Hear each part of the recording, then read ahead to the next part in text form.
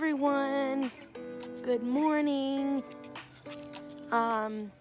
It is 10:40 on April 23rd, and I have like 1,400 steps, and it's just so nice outside that I figured I would come outside and I would just hang out with you guys for a little bit.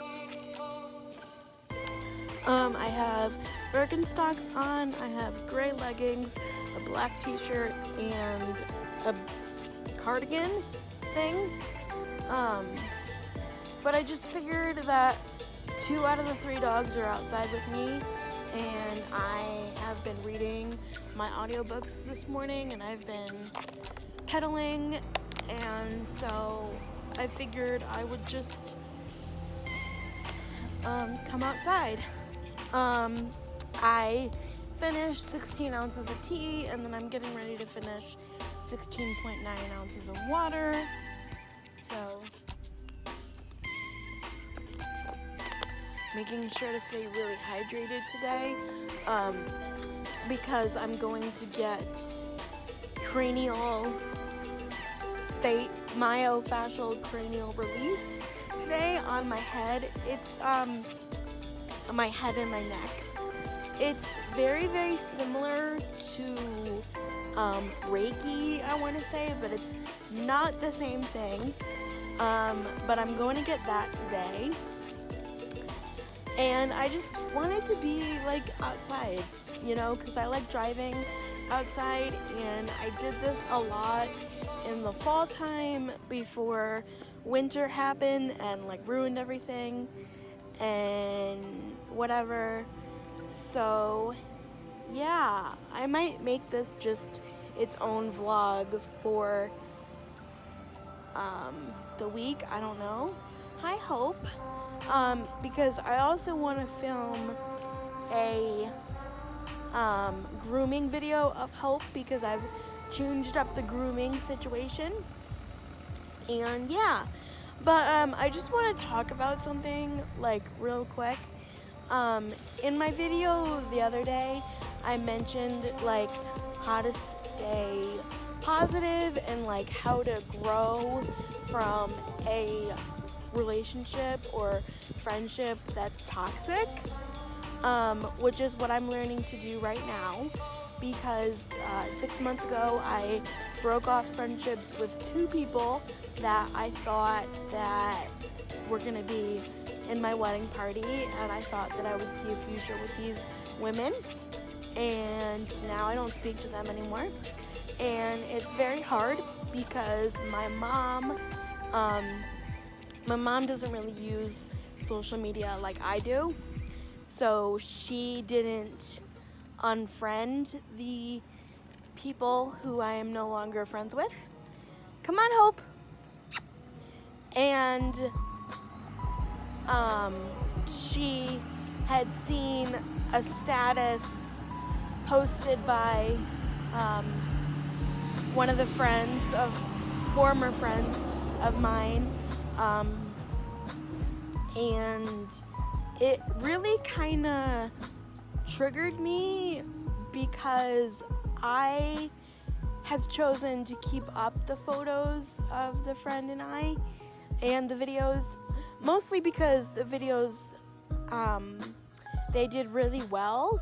So if I do ever get monetized, and if I do ever make YouTube my like side job or my career one day, maybe those views would be a part of it. But number 2, like, I love memories. Like I said, I'm always looking at memories. I'm always looking at pictures.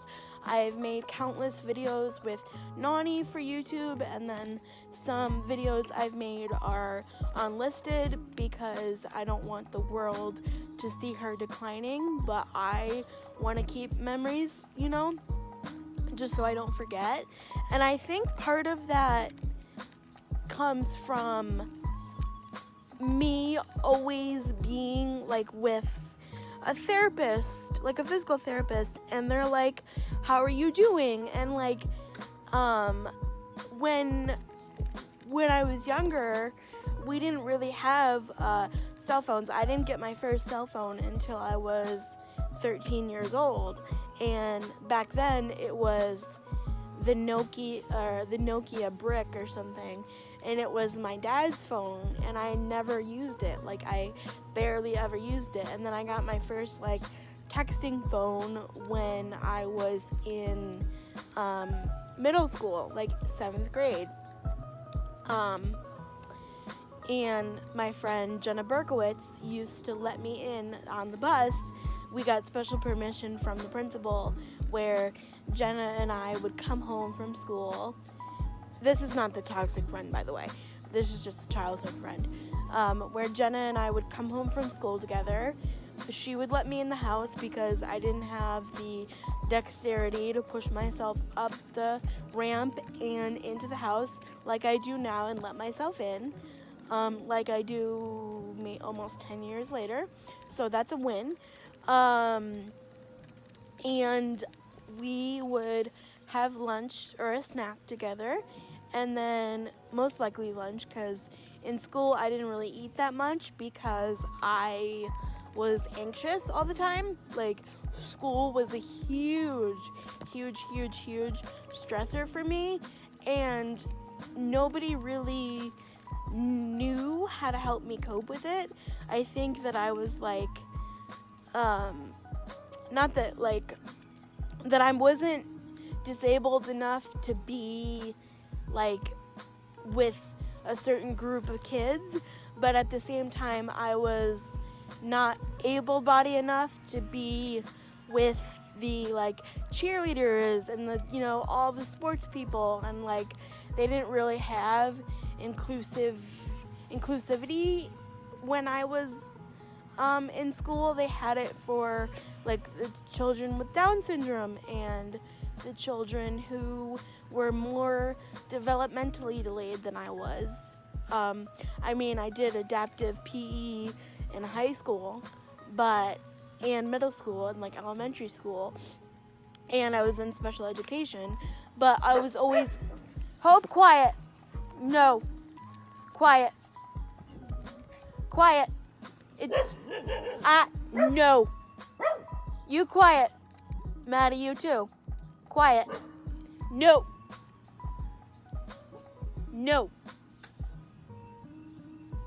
That's it. Good girl. Come here. No. Hope, quiet. No. Quiet. No. That's it.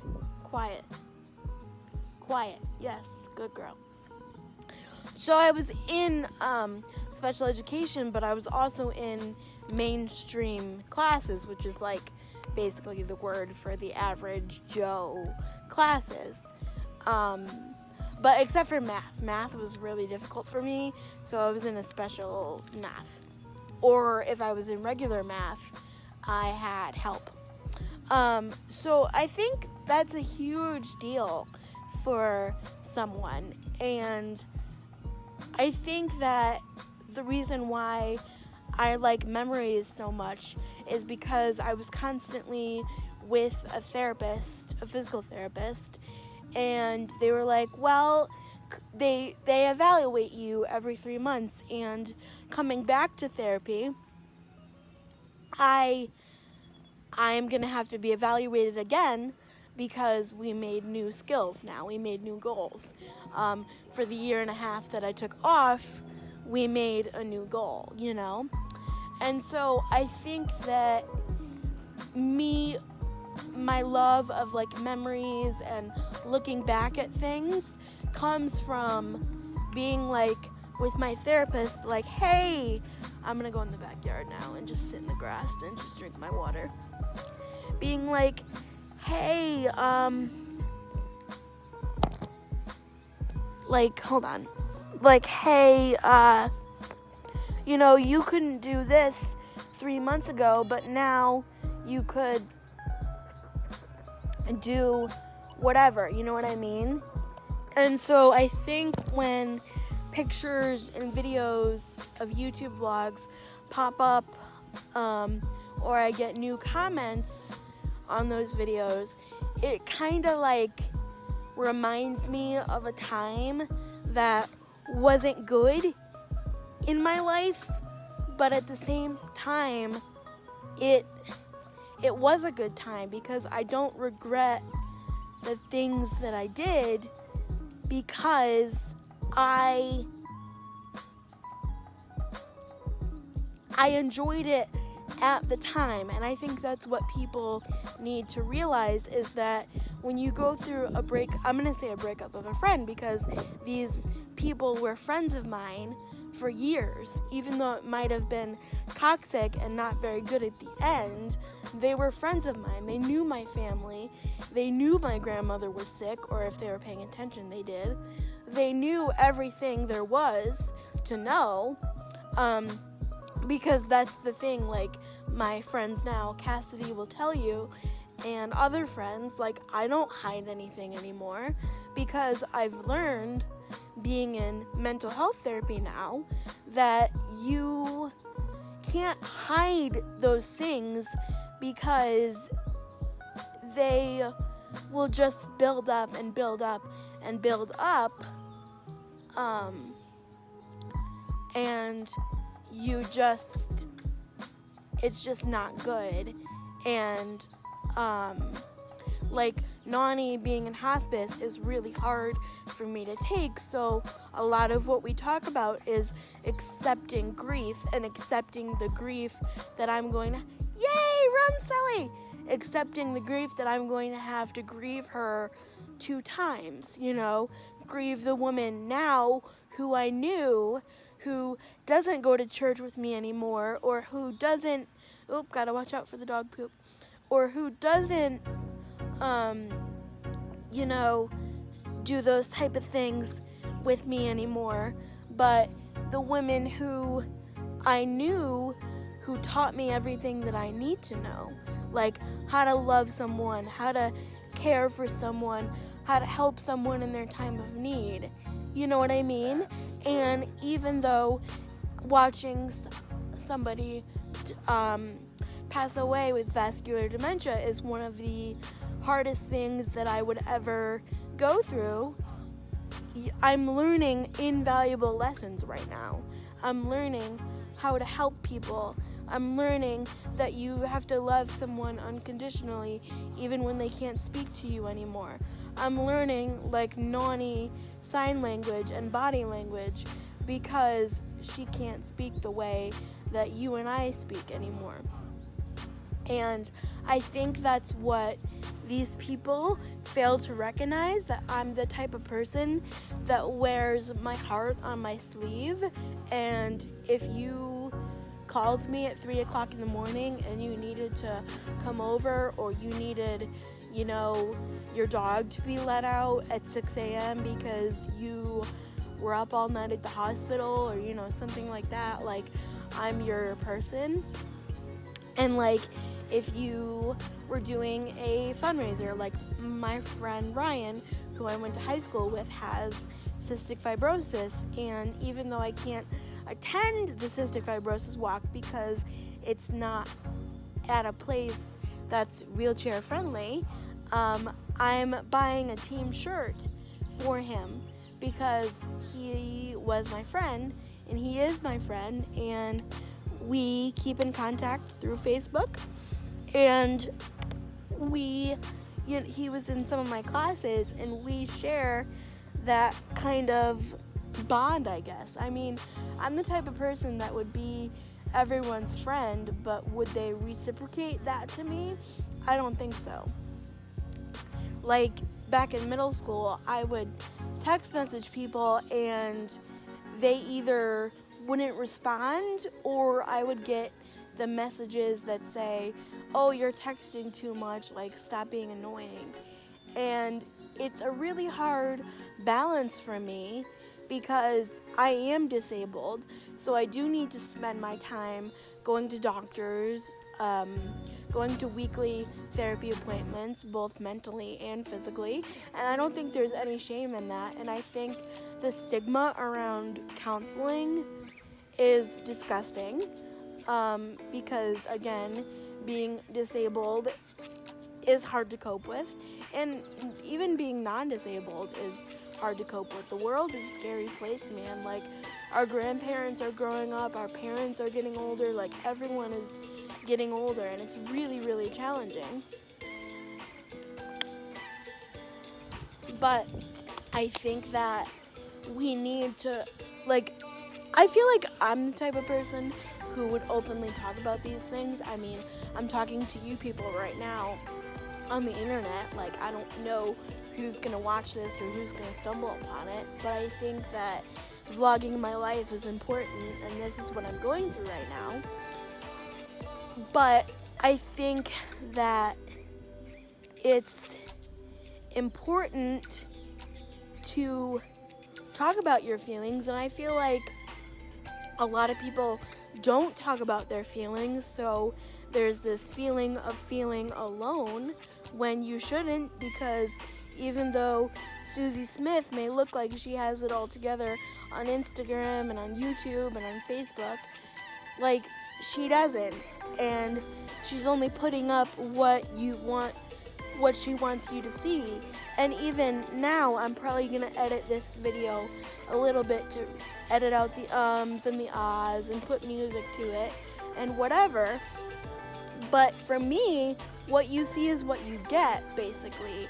And I feel like a lot of people, or these two people that I let go of back in December, didn't like that. And I'm worth more than that. I'm worth more than not being able to talk on the phone to you. Like, and I understand people are busy, but this was a point of contention in our friendships because these two people were far away from me. And then when I made other friends, which they knew about, closer to me, like Cassidy, they got very, very jealous, and they would get angry when I would go and hang out with her, which is disgusting because I don't even see her all that often because we're both very, very busy and we both don't drive, and, you know, we don't have the freedoms that the average person does. And so I just, like, and I'm, like, really triggered right now, like, today, like, and this is what I'm going to talk about with my therapist. Like, it's really hard, but, like, I want to bring you guys through the journey of Hope Quiet.